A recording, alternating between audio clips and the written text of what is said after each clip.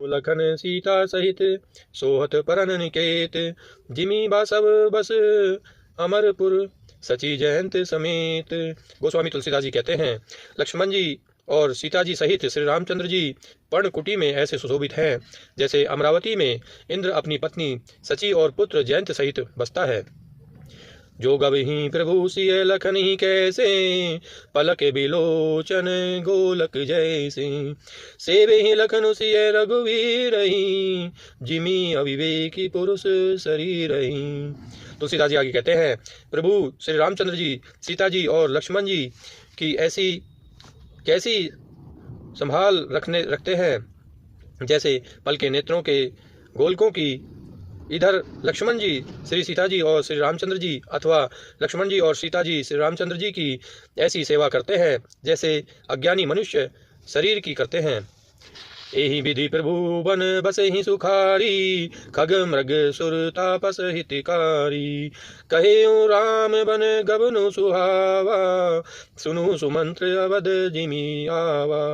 तुलसीदास जी आगे कहते हैं, पक्षी पशु देवता और तपस्वियों के हितकारी प्रभु इस प्रकार सुखपूर्वक वन में निवास करते हैं।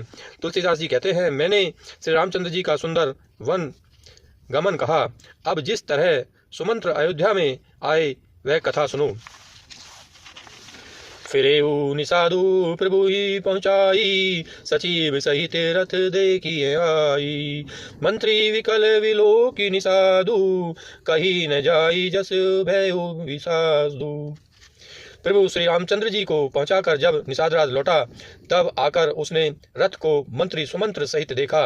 मंत्री को व्याकुल देखकर निषाद को जैसा दुख हुआ वह कहा नहीं जाता। राम राम सिय लखन पुकारी, करे उधर नित व्याकुल भारी। देखी देखी दिसी है ही नानी, जनु बिनु पंख बिहग अकुलाई। निषाद को अकेले आया देखकर सुमंत्र हाय राम हाय राम हाय राम हाय सीते हाय लक्ष्मण पुकारते हुए व्याकुल होकर धरती पर गिर पड़े। रथ के घोड़े दक्षिण दिशा की ओर जिधर श्री रामचंद्र जी गए थे देख देख कर हिनहिनाते हैं, मानो बिना पंख के पक्षी व्याकुल हो रहे हों। नहीं नत चरही न पियही जलू, मोचही लोचन बारी। व्याकुल भय निषाद सब रघुबर बाजी निहारी। वे न तो घास चरते हैं न पानी पीते हैं, केवल आंखों से जल बहा रहे हैं। श्री रामचंद्र जी के घोड़ों को इस दशा में देखकर सब निषाद व्याकुल हो गए। धरी धीरजू तब कही निषादु, अब सुमंत्र परिहरू विषादु। तुम्हें पंडित परमारथ ज्ञाता, धरहूँ धीर लखी विमुख विधाता। तब धीरज धरकर निषाद राज कहने लगे, हे सुमंत जी, अब विषाद को छोड़िए, आप पंडित और परमार्थ के जानने वाले विधाता को प्रतिकूल जानकर धैर्य धारण कीजिए। विविधि कथा कही कही मृदुबानी, रथ बैठा रेऊ बर बसयानी। शोक शिथिल रथु सकई नहा की, रघुबर बिरह पीर उर्बा की। कोमल वाणी से भांति भांति की कथाएं कहकर निषाद ने जबरदस्ती लाकर सुमंत्र को रथ पर बैठाया, परंतु शोक के मारे वे इतने शिथिल हो गए कि रथ को हाँक नहीं सके। उनके हृदय में श्री रामचंद्र जी के विरह की बड़ी तीव्र वेदना है।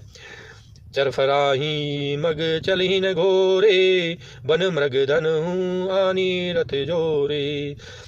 अठू की पर ही फिरी हेरी पीछे, राम वियोगी विकल दुख पीछे। घोड़े तड़फड़ाते हैं और ठीक रास्ते पर नहीं चलते, मानो जंगल की पशु लाकर रथ में जोड़ दिए गए हों। वे श्री रामचंद्र जी के वियोगी घोड़े कभी ठोकर खाकर गिर पड़ते हैं, कभी घूमकर पीछे की ओर देखने लगते हैं। वे तीक्ष्ण दुख में व्याकुल हैं। जो कह राम लखन वेदेही, ही करी हित हे रही ते। बाजी बिरह गति कही किमि जाती, बिनु मनि फनी विकल जही भांति। जो कोई राम लक्ष्मण या जानकी का नाम ले लेता है, घोड़े हिक कर उसकी ओर प्यार से देखने लगते हैं। घोड़ों की विरहदशा कैसी कही जाती है, कही सकती है। वे ऐसे व्याकुल हैं जैसे मणि के बिना श्याम व्याकुल होता है। भयउ निषादो विषादे बस, देखा सचिव तुरंग। बोली सुसेवक चारि तब दिए सारथी संग। मंत्री और घोड़ों की यह दशा देखकर निषादराज निषाद के वश हो गया। तब उसने अपने 4 उत्तम सेवक बुलाकर सारथी के साथ कर दिए। गुह सारथी फेरे पहुँचाई, बिरेहु विषाद वरनी नहीं जाई। चले अवध लई रथ निषादा, हो ही छन मगन विषादा। निषाद राज गुहु सारथी सुमंत्र जी को पहुंचाकर विदा करके लौटा। उसके विरह और दुख का वर्णन नहीं किया जा सकता। वे चारों निषाद रथ लेकर अवध को चले। सुमंत्र और घोड़ों को देख कर वे भी क्षण क्षण भर विषाद में डूब जाते हैं। सोच सुमंत्र विकल दुख दीना, दिग्ग जीवन रघुवीर बीना।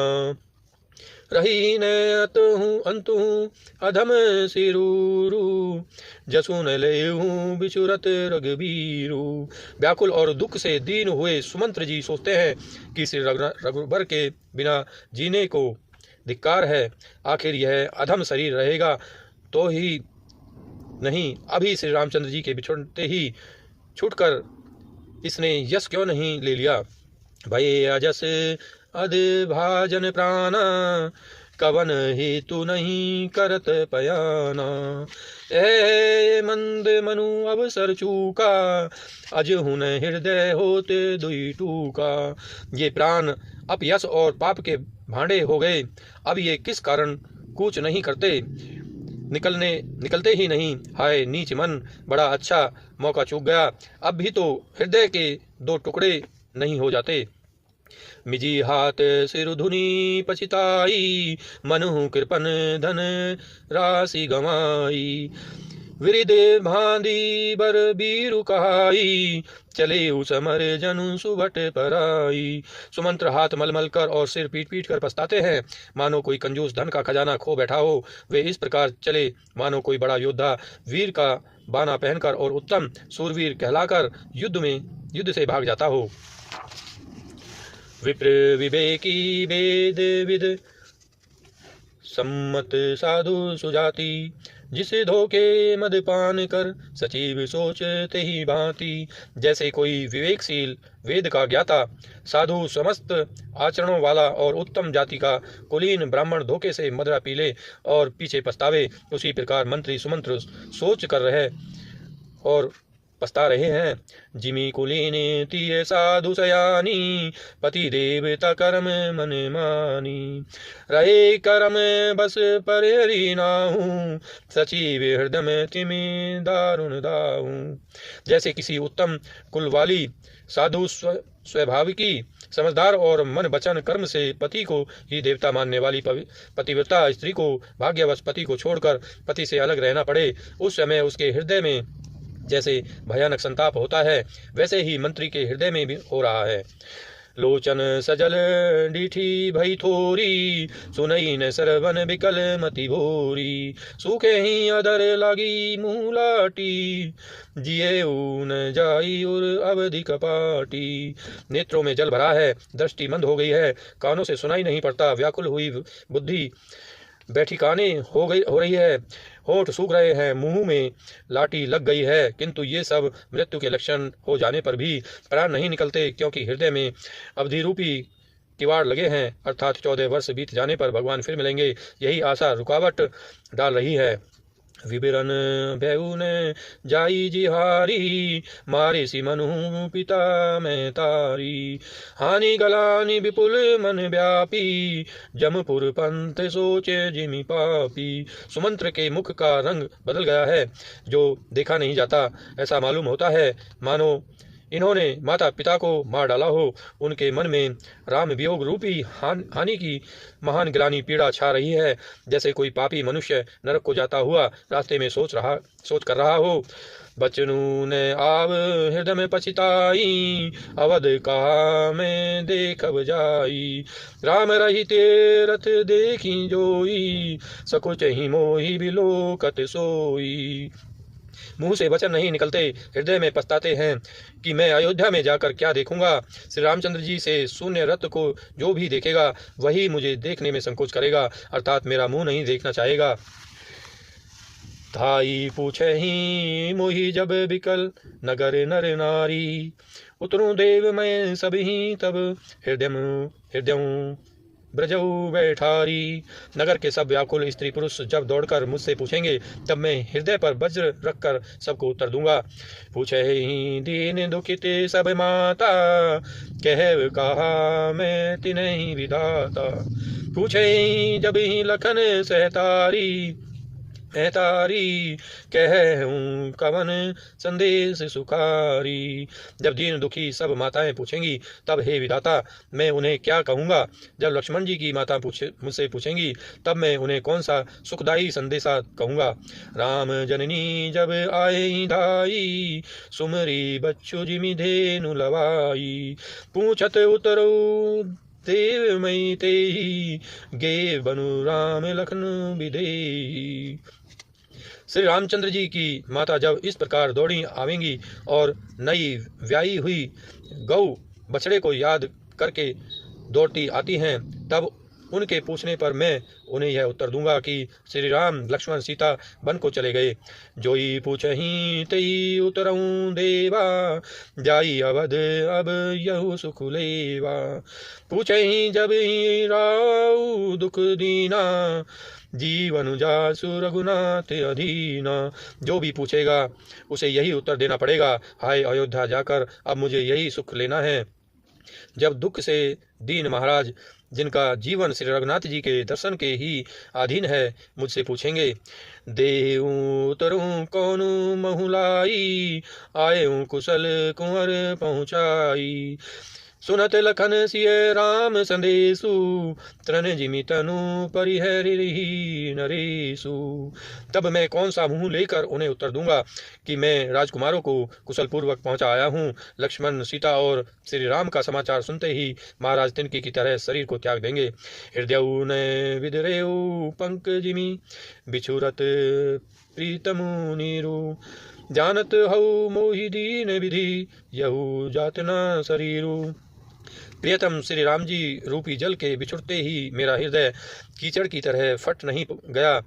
इससे मैं जानता हूँ कि विधाता ने मुझे यह यातना शरीर ही दिया है जो पापी जीवों को नरक भोगने के लिए मिलता है। यही विधि करत पंत पछितावा तपसा तीर तुरत रघु आवा।